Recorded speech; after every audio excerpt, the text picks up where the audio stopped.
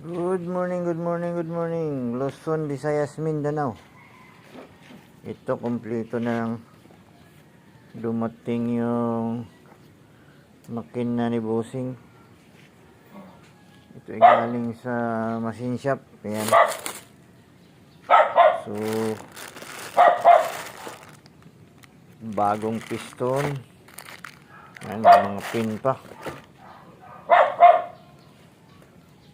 Nandito yung piston ring, release bearing, tapos pilot bearing.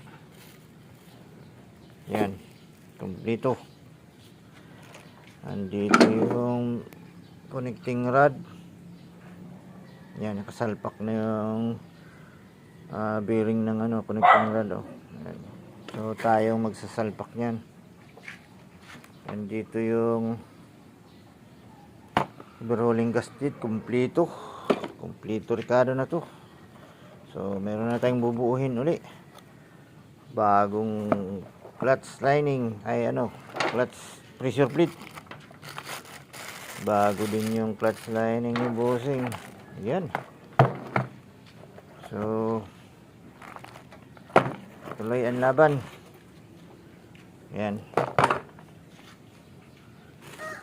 Tingnan natin to. Ito si Bossing nang nagmamasin shop dito. Ayan, lingid sa ating kaalaman, no. Kayo po mismo ang magpamasin shop kung sakaling mayroong ipamasin shop.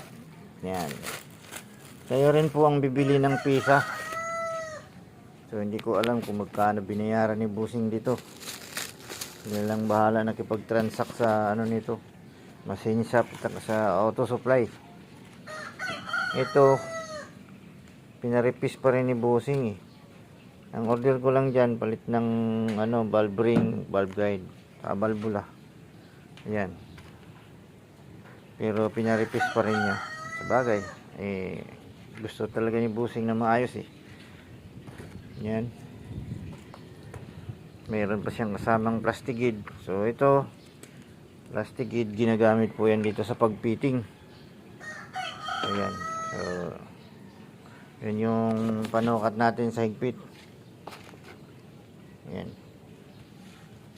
So itong isa hindi pa namin natapos So fuel pump, kasi ito heavy PMS kasi yan So yan yung hinila natin nung linggo. Medyo matagal-tagal kasi si Bossing kasi teacher medyo busy siya.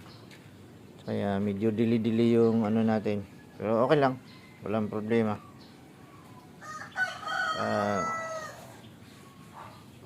Ngayon yung order pa ng spark plug. Palit ng ignition coil. So matagal mag-order. Yan. So, kailangan po original yung surplus.